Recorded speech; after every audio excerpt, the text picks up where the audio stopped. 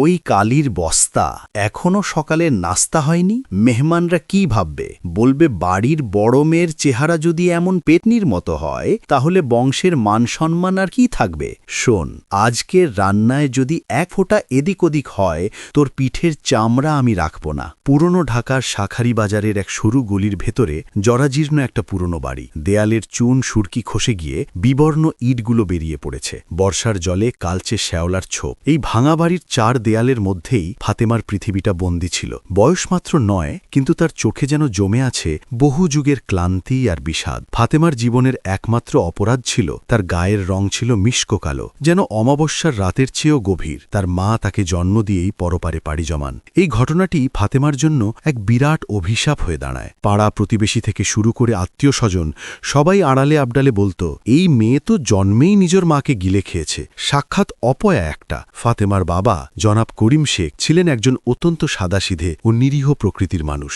সরকারি অফিসের সামান্য কেরানি তিনি। স্ত্রীর মৃত্যুর পর সংসার সামলাতে আর ফাতেমার ভবিষ্যতের কথা ভেবে তিনি দ্বিতীয়বার বিয়ে করেন। ফাতেমার নতুন মায়ের নাম ছিল নাসিমা। নাসিমা যখন নতুন বউ হয়ে এই বাড়িতে আসে তখন প্রথম দিকে ফাতেমাকে লোক দেখানো স্নেহ করত, কিন্তু যেই তার নিজের মেয়ে জন্মালো নাসিমার আসল রূপ বেরিয়ে এলো। নাসিমার মেয়ের নাম রিয়া। কি অদ্ভুত প্রকৃতির খেলা! রিয়া ছিল দুধে আলতায় মেশানো গায়ের রং আর হরিণীর মতো টানা টানা চোখের অধিকারী। তার দিকে তাকালে চোখ ফেরানো যেত না। এখন একই বাড়িতে আলো আর অন্ধকারের বসবাস শুরু হলো। একদিকে ফাতেমা, যে বাড়ির এক কোণে পোকামাকড়ের মতো বেঁচে থাকত, যার গায়ের রং ছিল রান্নাঘরের কালিমাখা কড়াইয়ের মতো। অন্যদিকে রিয়া, যে প্রজাপতির মতো নেচে গিয়ে পুরো বাড়ি মাতিয়ে রাখত। ছোটবেলা থেকে ফাতেমার কানে যে কথাগুলো সবচেয়ে বেশি বিঁধত তা হলো, সর দেখি কালোটা, সামনে থেকে সর, তুই সামনে আসায় আমার দিনটাই নষ্ট হয়ে গেল। বাড়িতে কোনো অতিথি এলে নাসিমা ফাতেমাকে রান্নাঘরে বা চিলেকোঠায় লুকিয়ে রাখত আর নিজের ফর্সা মেয়ে রিয়াকে সুন্দর পোশাক পরিয়ে সবার সামনে হাজির করত। যদি ভুল করে ফাতেমা বাইরে চলে আসত, অতিথিরা অবাক হয়ে জিজ্ঞেস করত, আরে এ কে? আপনাদের বাড়িতে কাজ করে তার মেয়ে নাকি? কথাটা ছোট্ট ফাতেমার বুকে ছ্যাক্কা দিয়ে যেত। নাসিমা সঙ্গে সঙ্গে পরিস্থিতি সামলে বলতো, হ্যাঁ হ্যাঁ, ও আমাদের দূরের এক আত্মীয়ের মেয়ে, আমাদের বাড়িতে থেকে কাজকর্মে সাহায্য করে। বাবা করিম শেখ সব দেখতেন, কিন্তু তার গুসাইল স্ত্রীর সামনে প্রতিবাদ করার সাহস তার ছিল না। তিনি শুধু গভীর রাতে লুকিয়ে ফাতেমার মাথায় হাত বুলিয়ে ফিসফিস করে বলতেন, মা, মন খারাপ করিস না, আল্লাহ সব দেখছেন। সময় গড়াতে লাগলো, মেয়েরা বড় হতে লাগলো। রিয়া শহরের নামকরা কলেজে যেত, নতুন নতুন ফ্যাশনের পোশাক পরত আর বান্ধবীদের সাথে ঘুরে বেড়াত। কিন্তু ফাতেমার জন্য বাড়ির চৌখট পার হওয়াও বারণ ছিল। নাসিমা থেকে বাড়ির ২৪ ঘণ্টার কাজের লোক বানিয়ে রেখেছিল। সূর্য ওঠার আগে ফাতেমার দিন শুরু হতো। পুরো বাড়ি ঝাড়ু দেওয়া, ঘর মোছা, সবার জন্য খাবার তৈরি করা, কাপড় কাচা, বাসন মাজা, সবকিছুই তাকে একা হাতে করতে হতো। আর বিনিময়ে সে পেত কেবল অবহেলা, কটু কথা আর শুকনো রুটি। নাসিমা সারাক্ষণ চিৎকার করত, অলক্ষী কথাকার, ডালে আবার লবণ বেশি দিয়েছিস। ফাতেমা নীরবে সব সয়ে যেত আর চোখের জল তার পুরনো ওড়নায় মুছে ফেলত। তার মনে হতো হয়তো কালো হওয়াটাই পৃথিবীর সবচেয়ে বড় পাপ, আর সে সেই পাপের শাস্তি ভোগ করছে। রিয়াও তার মায়ের মতোই অহংকারী ছিল। সে ফাতেমাকে বোন তো দূরের কথা, মানুষ বলেও গণ্য করত না। কলেজে যাওয়ার সময় হুকুম করত, এই ফাতেমা, আমার কলেজের জুতোটা কালি করে দে। বান্ধবীরা বাড়িতে এলে তারা ফাতেমাকে দেখিয়ে হাসাহাসি করত, দেখ, এটা আমাদের বাড়ির ২৪ ঘণ্টার কাজের মেশিন, যেটা কখনো ক্লান্ত হয় না। সবাই অটহাসিতে ফেটে পড়ত আর ফাতেমার বুকটা যন্ত্রণায় ফেটে যেত। ফাতেমা তার এই একাকী জীবনে একমাত্র সঙ্গী বানিয়ে নিয়েছিল তার সৃষ্টিকর্তাকে। বাড়ির কাজ থেকে যখনই সামান্য অবসর পেত সে অজু করে জায়নামাজে বসে যেত। তার গায়ের রং কালো হলেও কণ্ঠে ছিল এক অদ্ভুত মায়া আর আকুতি। যখন সে কোরআন তিলাবাত করত তখন তার সুর শুনে পথচারীরাও থমকে দাঁড়াত। কিন্তু আফসোস, তার বাড়ির লোকেদের কাছে এই গুণ দেখার চোখ ছিল না। তারা শুধু তার চামড়ার কালো রংটাই দেখত। নাসিমা প্রায়ই বলতো, এত নামাজ কালাম করে কি হবে তোর? রং তো আর ফর্সা হবে না, তোকে কে বিয়ে করবে শুনি? তোর মুখ দেখলে তো লোকেরা ভয় পেয়ে পালাবে। ফাতেমা বড় হলে করিম শেখ তার বিয়ের জন্য চিন্তিত হয়ে পড়লেন। তিনি অনেক জায়গায় মেয়ের বিয়ের প্রস্তাব দিলেন, কিন্তু যেখানেই ফাতেমার কথা বলতেন সবাই তার গায়ের রঙের কথা শুনে মুখ ফিরিয়ে নিত।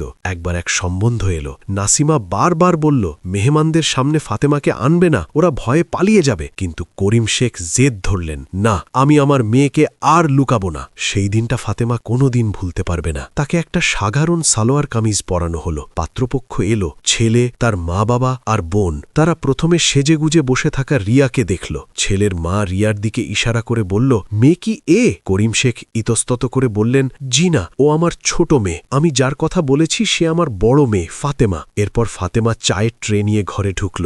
যেই সে মুখ তুলল আর পাত্রপক্ষ তার চেহারা দেখল, পুরো ঘরে যেন এক বরফ শীতল নীরবতা নেমে এলো। ছেলের মা ঘৃণা ভরে মুখ কুঁচকে ফেলল। ছেলেটি তো চায়ের কাপ হাতে নিতেও রাজি হল না। ছেলের মা সবার সামনেই বলে উঠল, ভাই সাহেব, আপনি তো আমাদের সাথে প্রতারণা করেছেন। বলেননি যে মেয়ে এত কালো? আমাদের বংশে এমন কালো মেয়ে কেউ কোনোদিন দেখেনি।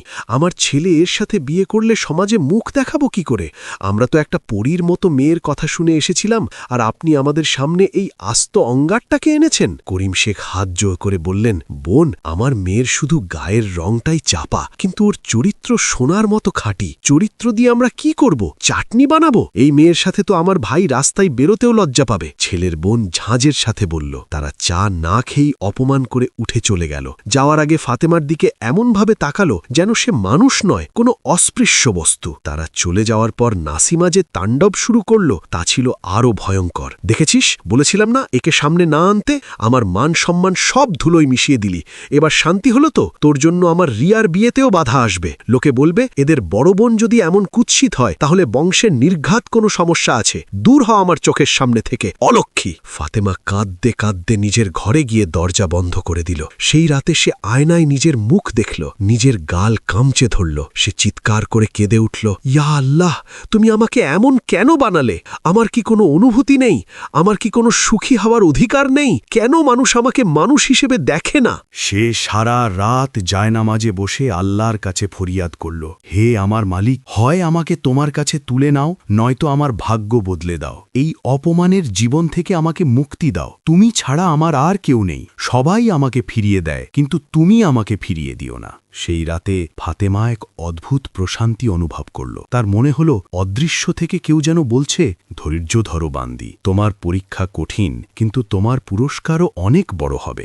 দিন কাটতে লাগল। রিয়ার জন্যে ভালো ভালো সম্বন্ধ আসতে শুরু করল। একদিন পাড়ায় খবর রটে গেল যে শহরের সবচেয়ে বড় ব্যবসায়ী হাজি বশির আহমেদ, যার লন্ডনে বিশাল কারোবার, তার ছেলে ইরফান বিয়ের জন্যে দেশে ফিরেছে। সবাই বলতো ইরফান এত সুদর্শন, শিক্ষিত আর ধনী যে তার জন্যে দেশের বড় বড় পরিবারের মেয়েরাও অপেক্ষায় থাকে। হাজি বশির আহমেদের পরিবার ছিল অত্যন্ত ধার্মিক। তারা এমন একটি মেয়ের খোঁজ করছিল যে হবে সচ্চরিত্রা এবং দিনদার। নাসিমা এই খবর শুনেই ঠিক করে ফেলল, যেভাবেই হোক রিয়ার সাথে ইরফানের বিয়ে দেবে। সে করিম শেখকে বলে একজন ঘটকের মাধ্যমে হাজি বশির আহমেদের বাড়িতে সম্বন্ধের প্রস্তাব পাঠালো। সে নিশ্চিত ছিল রিয়ার রূপ দেখে তারা মুগ্ধ হয়ে যাবে। আশ্চর্যজনকভাবে হাজি বশির আহমেদের বাড়ি থেকে উত্তর এলো যে তারা মেয়ে দেখতে আসবে। নাসিমার খুশির সীমা রইল না। বাড়িতে যেন ঈদের উৎসব শুরু হয়ে গেল।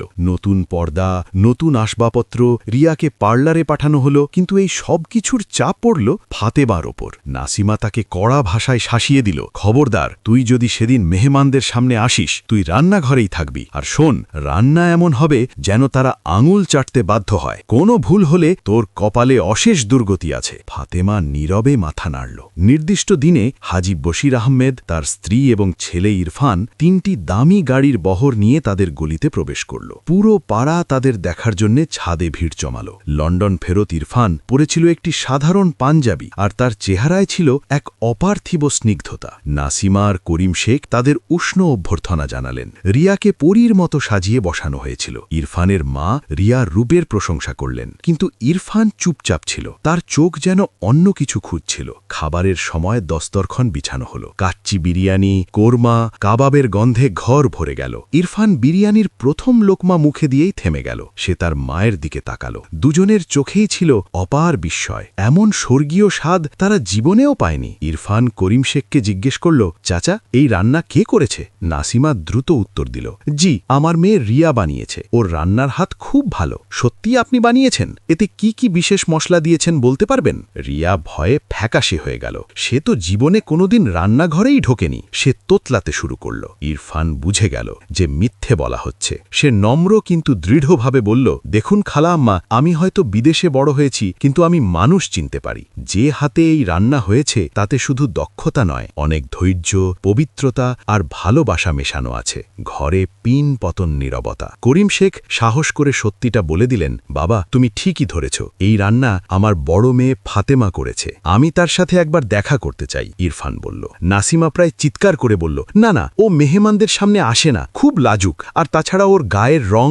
ইরফান হাত তুলে তাকে থামিয়ে দিল। করিম শেখ রান্নাঘরে গেলেন। ফাতেমা ঘামে ভেজা ময়লা কাপড়ে বাসন মারছিল। বাবা তাকে বাইরে আসতে বললেন। ফাতেমা ভয়ে